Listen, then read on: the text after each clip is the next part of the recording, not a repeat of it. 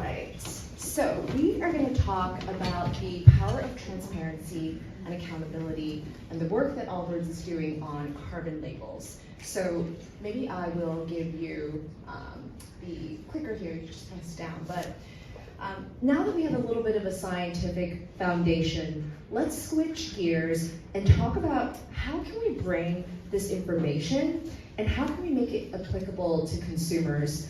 Aileen, can you walk us through a carbon label?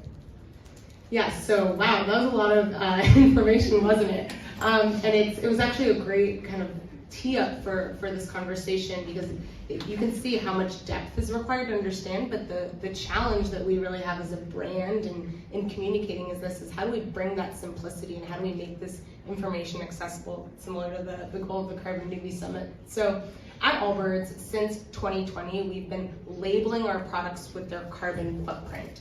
And so that's what we call the cradle to grave carbon footprint, representing the carbon dioxide equivalent. So we just saw that includes methane and those other greenhouse gases, from the materials, the manufacturing, transportation, product use, so washing your shoes, all the way through end of life. Like we saw assumptions for what happens if it goes to landfill. And we started labeling those products externally for really two main reasons. One is that we recognize that people want to take action related to climate, right? They want to understand, I loved the visual of the coffee cup versus the flight, and build that literacy. But unfortunately, we don't have a lot of examples of that in our life, right? We see calories on all the food that we have, but we don't really see this information for products in our life. So one was just about visibility and education and helping people to see that impact. The second big motivation of why we did it was to hold ourselves accountable to bring that number down over time. So there's a lot packed into that number, but the short of it is that for the past 4 years, we've been labeling every product with their carbon footprint representing their climate impact, with those goals of transparency and also accountability. Nice. So this pair of shoes here is 7.2 kilograms of CO2 emissions per shoe, cradle to grave. Really interesting. So can you walk us through how you get the final product of this carbon label? What are the steps involved? Are you making assumptions? So I really see it as three main steps for how we get to this. The first is around data collection and assumption. So actually going and looking at a shoe and saying, okay, what amount of material, of different types of material do we have in that shoe? For manufacturing, getting energy data from our factories. Transportation, looking at how the goods are being shipped around the world via ocean, air. So there's a lot of data collection, which is challenging and time consuming, but a really critical first part. Then using that data, we have to use tools. So we have what's called a life cycle assessment tool, calculating that cradle to grave carbon footprint. We developed this tool, we had a third party reviewed, and so then it's inputting all of that data collected to actually calculate this value. The third piece of it that's a really critical piece, and in some ways, I mean, those first two steps are really hard, but in some ways I would say the third is the hardest, is communicating that. Right? So we have to take all of that information, we have to label our products, we have to share methodology about how we do it, and really bring everyone along on that journey with us, right? If people don't actually understand or begin to engage with this number, it's not that meaningful. So we've spent a lot of time trying to figure out what that looks like. So on this slide, this is showing the carbon footprint of one of our styles. You can see again, materials, manufacturing, transportation, use, end of life, a lot of repetition to say, these are all the phases that we're looking at. I love that we did the bit of a game in terms of kind of comparing different items in our lives and looking at that. And we've tried to do that a lot too, and it's hard, right? Even as someone who looks at these numbers every day, I still have a lot of challenges wrapping my head around these numbers and how they compare to other things in my life, because it's not common like calories on food. But we've also tried, again, this communication piece.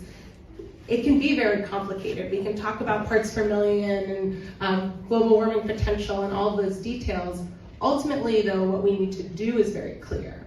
We need to reduce our emissions. We need to bring that number down towards zero. And so that's another piece of, we're thinking about comparisons, but, sneak preview into other. But we've also tried to show what our own progress is, right? That accountability piece. So this bar chart is a bit hard to read, small print, but it's showing that every year we've been tracking in a very detailed way our carbon reductions and working to communicate that again and again to our consumers and to our industry, because it's really critical not to just understand these numbers, but to influence them and bring them down towards zero. How many people in the room want to see carbon labels on everything? I would agree with you. And it's nice to see it on an Allbirds shoe, but I think what's also really powerful is being able to, as a consumer, compare it to another shoe and understand where the emissions are in the different phases. And when I first looked at an Allbirds carbon label, I saw that the use had a carbon footprint. I'm like, why is there a use? But yeah, I didn't realize that you can use the washing machine, and that even detergents, so your liquid detergents have emissions as well, and they all feed in. And if you think about the wireless earphone example, right, the use phase there is really high, but for a product like a shoe, it's a little bit smaller because you're not using energy for the most part, so very interesting. Since you first started, Aileen, the tools that you were using to measure LCA was pretty manual, but that's since changed. Can you tell us about that process? Yeah, so what's interesting is in a lot of ways it can feel like we've come a long way as like an industry and society in terms of measuring and quantifying all of this, but in a lot of ways it's also very early. So when we started on this journey in before 2020, we started labeling the products externally in 2020. There were very limited tools available. And we really wanted, again, the whole purpose of this isn't just to measure, it's to measure and identify reduction areas so we can influence how we create our products, how we move them around the world. So at that time, we actually just created our own life cycle assessment tool, had a third-party reviewed against leading standards. We actually, in 2021, open sourced it to the industry and had this call to action of, please join us in labeling, right? And we understand that it's more meaningful when more people are doing this. But it's been very exciting over the past few years to see there's now numerous carbon accounting tools out there, and the legislation is evolving a lot, the tool capabilities are evolving, and so really over the past 2 years it was a long search, looked at a lot of different tools, identified which ones were better suited for different companies, and recently we chose this new carbon software tool called Carbon Fact. They're based in Europe. Europe is leading a lot of this based on legislation and focusing and getting ready for regulations. And it was really critical as we were looking for a tool. As a company that makes products, footwear, that is the majority of our impact. And so we wanted really detailed modeling at the product level because we make decisions at the product level for our business. And that was a great tool that had very aligned values in terms of us, in terms of looking very specifically at the product and modeling reductions. And so that's something that we are implementing and developing with them, and is I'm really excited as a next phase, and is an even better example of how this work can scale to other companies in our industry. Other industries, I've seen like food and ag industry are developing tools, and I am really excited about that momentum, because at the end of the day, it's not just about us doing this, we need everyone to be doing this together. Agreed. And hopefully we're creating these agents of change in the room that are going to be asking for carbon labels and creating this movement. So just to wrap it up, Aileen, for time purposes, how have consumers responded? Do they get it?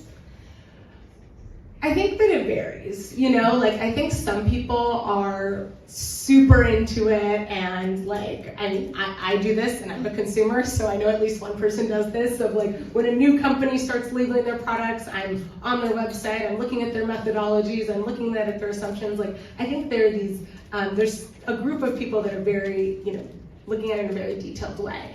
I think on the other end of the spectrum, there's people that are very much still wrapping their heads around the idea or are thinking about, I said this at the beginning, like sustainability means 10 different things to 10 different people. We're really focused on climate. People are also thinking about social and human rights and water usage, and those are all important.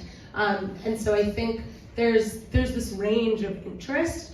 Ultimately, though, this is about a journey that we're all going on and that we're going on as a society. And I do certainly believe and see that the literacy and the engagement around topics around climate change have really increased over the years, especially as it hits close to home more and more often.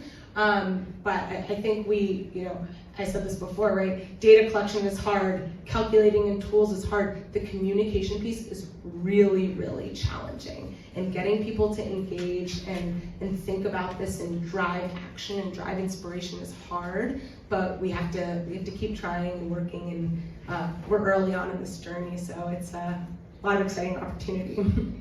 I mean, we have to start somewhere, and the beauty is that the human brain just really understands numbers, right? No one really knows what a calorie is, no one really knows what the Richter scale is, but we understand numbers and we can make comparisons, and as we see more of these labels and data out there, we just get it, right? So, Aileen, thank you so much. Thank you for hosting us, and thank you for the work that you're doing to drive accountability and transparency. Thanks, thank you all.